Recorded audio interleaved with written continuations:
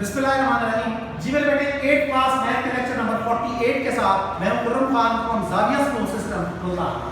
आज का मेरे बेटे हमारा जो टॉपिक है एक्सरसाइज 11B का क्वेश्चन नंबर 1। इसको डिस्कस करेंगे, काफी आसान है।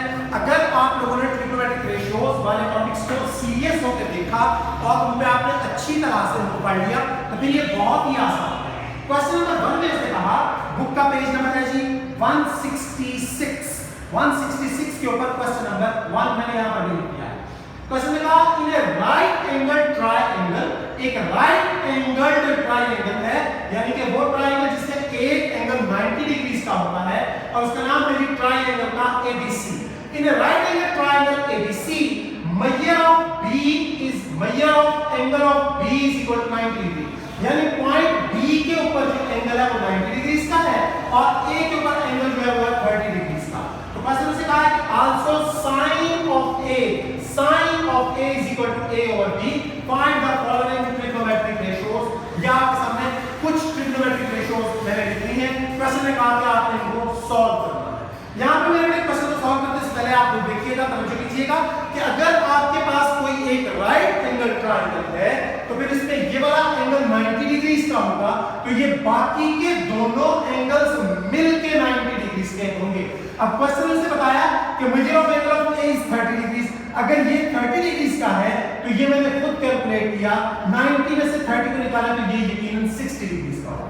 हम लोग जानते हैं ट्रिग्नोमेट्रिक रेशियोज के साथ, हम लोग जानते हैं ज्योमेट्री के साथ कि अगर ये वर्टेक्स पॉइंट B है तो इसके ऑपोजिट ये साइड स्मॉल b के साथ रिप्रेजेंट करते हैं, इस साइड को, और A के सामने इस साइड को स्मॉल a के साथ रिप्रेजेंट करते हैं और C के सामने इस साइड को स्मॉल लेटर c के साथ रिप्रेजेंट करते हैं। अगर ट्रायंगल राइट एंगल ट्रायंगल हो तो फिर इस बड़ी साइड को हम हाइपोटेनियस कहते हैं और अगर ये एंगल गिवन है तो ये बेस, और अगर ये एंगल गिवन है तो फिर इस एंगल के साथ वाली बेस होगी जब हम वैल्यूज को कैलकुलेट करेंगे। अब मैंने क्वेश्चन से कहा कि आपने इन वैल्यूज को सॉल्व करना है। पहला पार्ट गिवन है, उसका वैल्यू फाइंड कीजिए, major of BC over major of AB।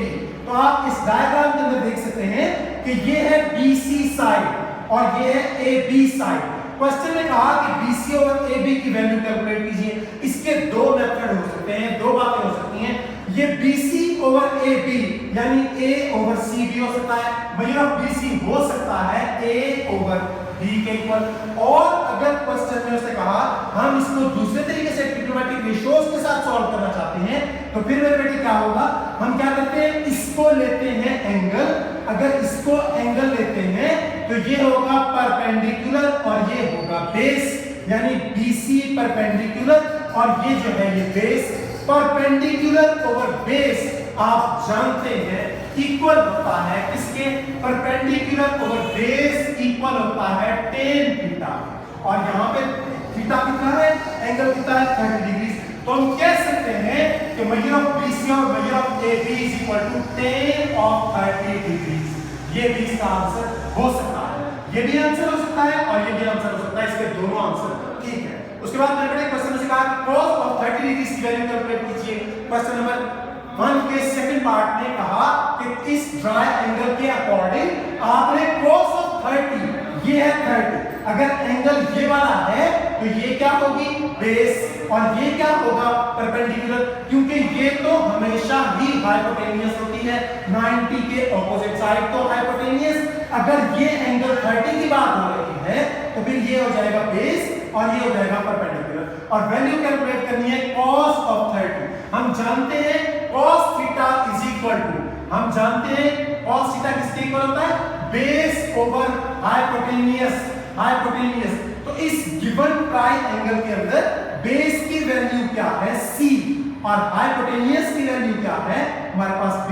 हम कह सकते हैं cos of 30 degree is equal to, ये हमारे पास बेस कितनी है C, हम कहेंगे C ओवर हाइपोटेनियस की वैल्यू कितनी है हमारे पास B, C ओवर B इसका आंसर हो जाएगा।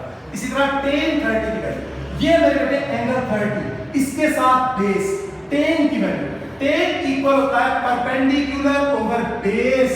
परपेंडिकुलर की वैल्यू कितनी है हमारे पास, ये परपेंडिकुलर A के इक्वल, और बेस कितनी है हमारे पास, यहां पर लिखा हुआ है C, तो tan of 30 is equal to a over c के इक्वल।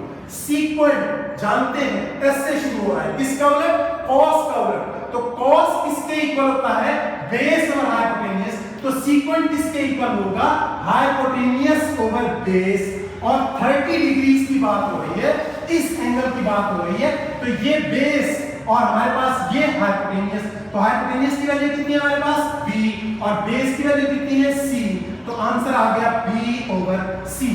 इसी तरह कोसेकेंट c से शुरू हो रहा है, किसका उलट होता है साइन का, साइन किसके इक्वल होता है हम जानते हैं परपेंडिकुलर ओवर हाइपोटेनियस, तो ये कोसेकेंट किसके इक्वल होगा हाइपोटेनियस ओवर परपेंडिकुलर।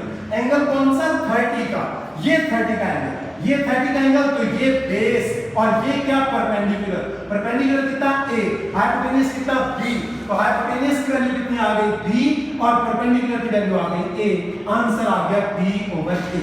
इसमें देखिए बेटे ये cot of 30, cot किसका एक ऑपोजिट होता है tan का, इसको हमने करना है tan के ऑपोजिट। इसी तरह इसमें देखिए sin of 60 डिग्रीज, अब एंगल आ गया 60 डिग्रीज, यानी कि इस एंगल की बात कर रहे हैं, अगर इस एंगल की बात कर रहे हैं तो फिर ये बेस होगी और ये होगा हमारे पास परपेंडिकुलर, हाइपोटेनियस वही रहेगा। अब cos of 60 डिग्री, cos किसके इक्वल होता है we know that some people have यानी परपेंडिकुलर और हाइपोटेनियस। अब इस केस में परपेंडिकुलर क्या है a और हाइपोटेनियस क्या है वही वैल्यू b, तो sin of 60 degree will also be equal to a over b। और इसी तरह cos of 60 डिग्री की वैल्यू कैलकुलेट करना चाहते हैं, cos थीटा किसके इक्वल होता है curly brown hair, some people have curly brown hairs, तो ये cos of 60 एंगल 60 की बात हो रही है, तो ये बेस और ये परपेंडिकुलर, तो हमारे पास बेस कितनी है यहाँ पर a और हाइपोटेनियस की वैल्यू कितनी है b, तो इस केस में भी आपके पास आंसर आ गया a ओवर सॉरी ये कितना आ गया base over hypotenuse, base perpendicular इस केस में c था, तो जब आपका c ओवर b आंसर आएगा और ये हमारे पास आएगा a ओवर b का आंसर। तो मेरे बेटे इसमें आप लोगों ने क्वेश्चन नंबर 1 के बाकी के तमाम पार्ट्स जो हैं इनको भी खुद से सॉल्व करना है और इनकी प्रैक्टिस साथ के साथ जारी रखेंगे और कोशिश करें कि इन चीजों को किसी चीजें ये मैंने आपके सामने ये रेजर जो है इसको अरेज नहीं किया, इसलिए नहीं किया ताकि आप इनको रिवाइज करते रहें और आपको ये ज़बानी याद होना चाहिए, इनकी आगे इम्प्लीमेंटेशन है तो लाजमी आप लोग इनको याद करेंगे।